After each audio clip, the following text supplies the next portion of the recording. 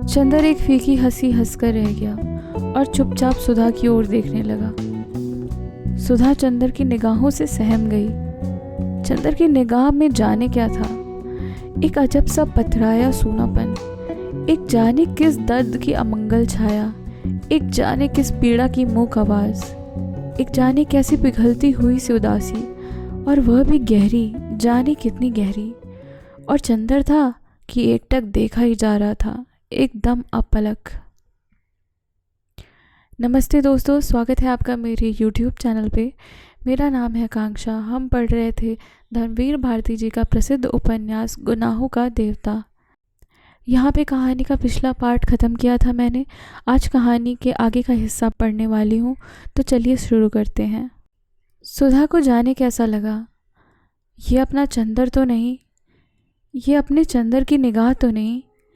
चंदर तो ऐसी निगाह से इस तरह अपलक तो सुधा को कभी देखता ही नहीं था। नहीं, यह चंदर की निगाह तो नहीं। इस निगाह में ना शरारत है, ना डांट है, ना दुलार, ना करुणा। इसमें कुछ ऐसा है जिससे सुधा बिल्कुल परिचित नहीं, जो आज चंदर में पहली बार दिखाई पड़ रहा है। सुधा को जैसे डर लगने लगा, जैसे वह कांप उठी। नहीं, यह कोई दूसरा चंदर है जो उसे इस तरह देख रहा है। यह कोई अपरिचित है, कोई अजनबी, किसी दूसरे देश का कोई व्यक्ति जो सुधा को। चंदर, चंदर, तुम्हें क्या हो गया? सुधा की आवाज़ मारे डर के कांप रही थी।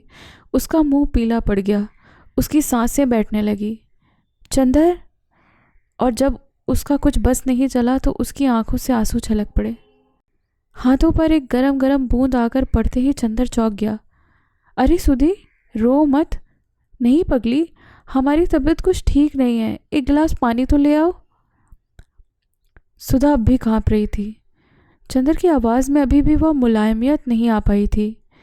वह पानी लाने के लिए उठी। नहीं, तुम कहीं मत जाओ, तुम बैठो यहीं। उसने उसकी हथेली अपने माथे पर रखकर जोर से अपने हाथों में दबा ली और कहा, सुधा। क्यों चंदर? कुछ नहीं, चंदर ने आवाज़ दी, लेकिन पता लगता था कि आवाज़ चंदर की ही नहीं थी, न जाने कहाँ से आ रही थी। क्या सर में दर्द है? बिनती, एक गिलास पानी ले आओ जल्दी से। सुधा ने आवाज़ दी। चंदर जैसे पहला सा हो गया। अरे, मुझे अभी क्या हो गया था? तुम क्या बात कह रही थी सुधा? पता नहीं तुम्हें अभी क्या हो गया था, सुधा ने घबराई हुई गौरैया की तरह सहम कर कहा। चंदर स्वस्थ हो गया। कुछ नहीं सुधा, मैं ठीक हूँ।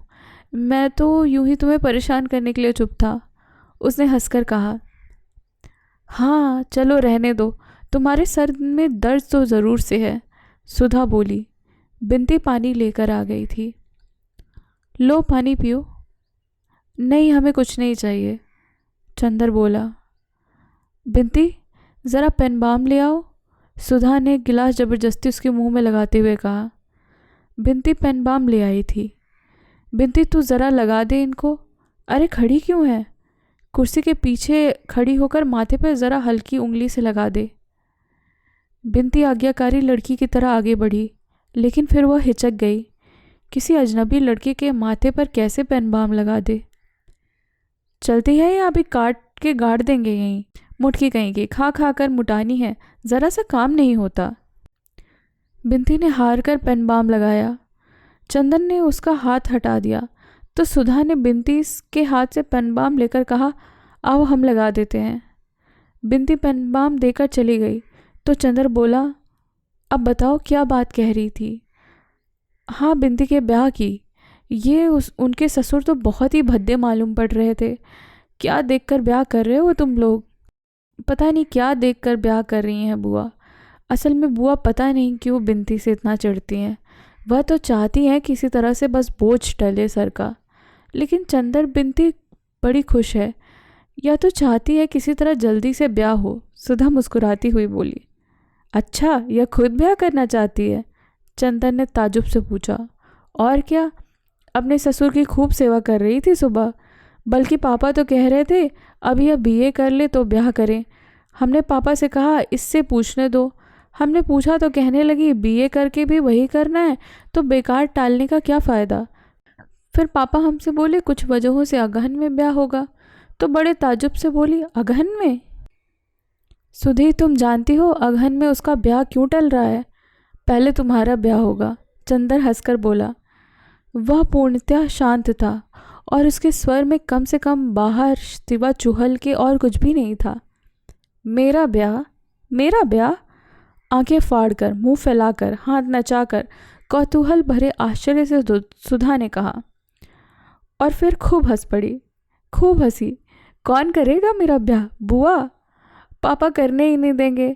हमारे बिना पापा का काम ही नहीं चलेगा। और बाबू साहब, तुम किस पर आकर रोप जमाओगे? ब्याह मेरा। सुधा ने मुंह बिचकाकर उपेक्षा से कहा। नहीं सुधा, मैं गंभीरता से कह रहा हूँ। 3-4 महीने के अंदर तुम्हारा ब्याह हो जाएगा।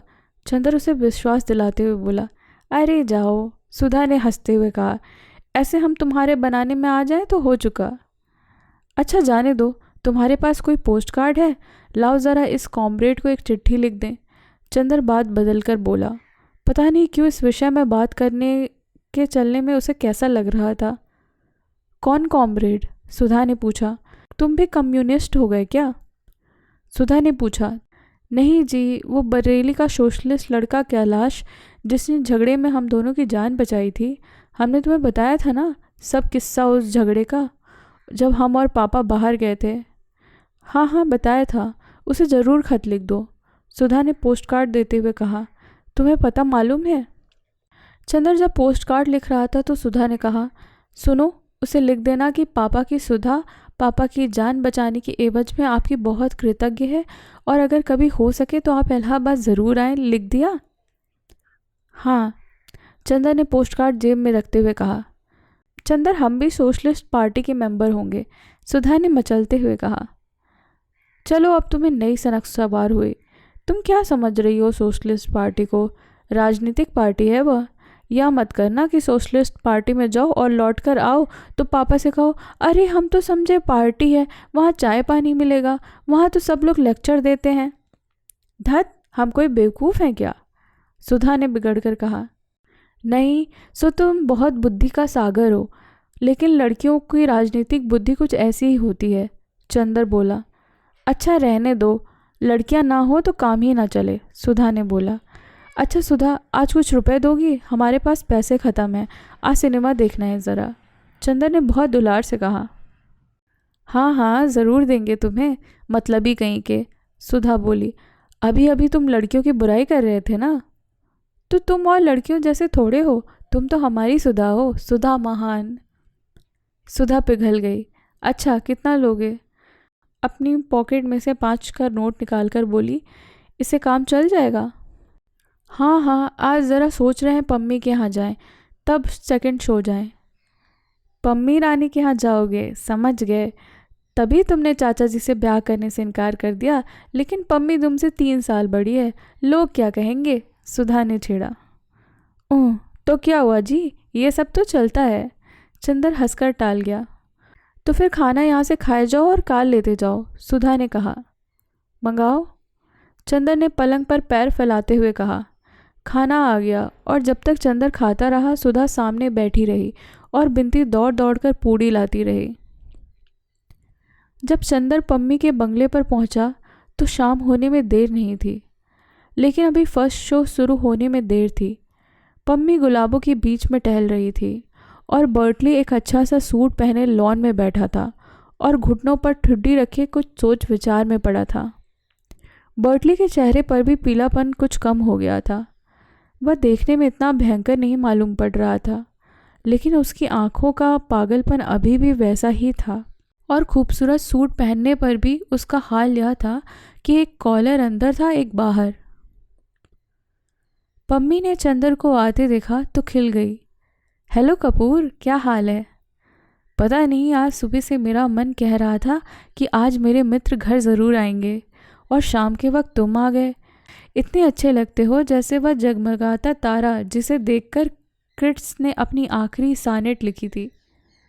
पम्मी ने एक गुलाब तोड़ा और चंदर के कोट के बटन के होल में लगा दिया। चंदर ने बड़े भय से बर्टली की ओर देखा कि कहीं गुलाब को तोड़े जाने पर वह फिर चंदर की गर्दन पर सवार न हो जाए, लेकिन बर्टली कुछ बोला नहीं।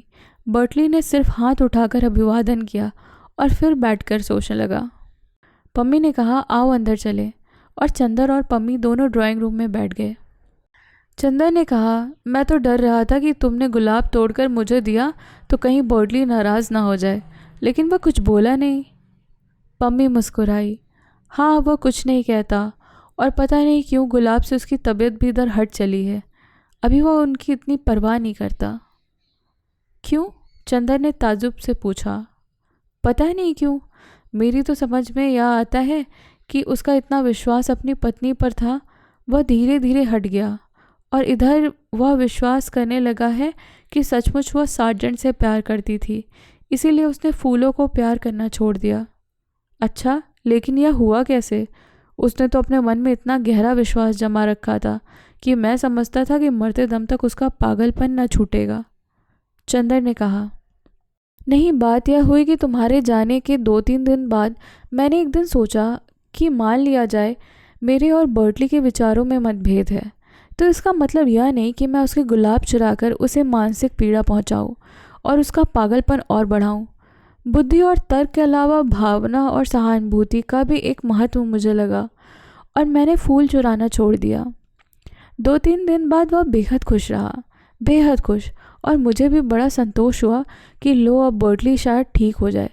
लेकिन तीसरे दिन सहसा उसने अपना खुरपा फेंक दिया, कई गुलाब के पौधे उखाड़ के फेंक दिए, और मुझसे बोला, अब तो कोई फूल भी नहीं चुराता, अब भी वह इन फूलों में नहीं मिलती, वह ज़रूर सार्जेंट के साथ जाती है, वह मुझे प्यार नहीं करती, हरगिज़ नहीं करती। और वह रोने लगा। बस उसी दिन से वह गुलाबों के पास नहीं जाता, और आजकल बहुत अच्छे अच्छे सूट पहनकर घूमता है और कहता है, क्या मैं सार्जेंट से कम सुंदर हूँ? और इधर वह बिल्कुल पागल हो गया है, पता नहीं किससे अपने आप लड़ता रहता है। चंदर ने ताज्जुब में सर हिलाया। हाँ, मुझे बड़ा दुख हुआ, पम्मी बोली। मैंने तो हमदर्दी की कि फूल चुराने बंद कर दिए, और उसका नतीजा यह हुआ। पता नहीं क्यों कपूर, मुझे लगता है कि हमदर्दी करना इस दुनिया में सबसे बड़ा पाप है। आदमी से हमदर्दी कभी नहीं करनी चाहिए। चंदर ने सहसा अपनी घड़ी देखी। क्यों अभी तुम नहीं जा सके? क्यों अभी तुम नहीं जा सकते? बैठो और बातें सुनो, इसलिए मैंने तुम्हें दोस्त बनाया है। आज 2-3 साल हो गए मैंने किसी से बातें नहीं की हैं, और तुमसे इसलिए मैंने मित्रता की है कि बातें करूँगी। चंदर हंसा। आपने मेरा अच्छा उपयोग ढूंढ निकाला। नहीं, उपयोग नहीं कपूर, तुम मुझे गलत ना समझना। ज़िंदगी ने मुझे इतनी सारी बातें बताई हैं, और यह किताब जो मैं इधर पढ़ने लगी हूँ, इन्होंने मुझसे इतनी बात बताई है कि मैं चाहती हूँ कि उन पर बातचीत करके अपने मन का बोझ थोड़ा हल्का कर लूँ, और तुम्हें बैठकर सुननी भी पड़ेंगी सभी बातें। हाँ, मैं तैयार हूँ, लेकिन किताबें पढ़नी कब से शुरू कर दी तुमने? चंदर ने ताज्जुब से पूछा। अभी उस दिन मैं डॉक्टर शुक्ला के यहाँ गई, उनकी लड़की से मालूम हुआ कि तुम्हें कविता पसंद है। मैंने सोचा उसी पर बातें करूं, और मैंने कविताएं पढ़नी शुरू कर दी। अच्छा, तो देखता हूँ कि 2-3 हफ्ते में भाई और बहन दोनों में कुछ परिवर्तन आ गए। पम्मी कुछ बोली नहीं, हंस दी। मैं सोचता हूँ पम्मी कि आज सिनेमा देखने जाऊँ। कार है साथ में, अभी 15 मिनट भी बाकी है, चाहो तो चलो।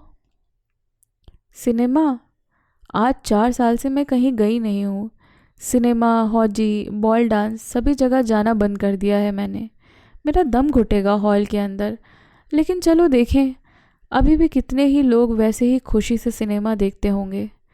एक गहरी सांस लेकर पम्मी बोली, बर्टली को ले चलोगे?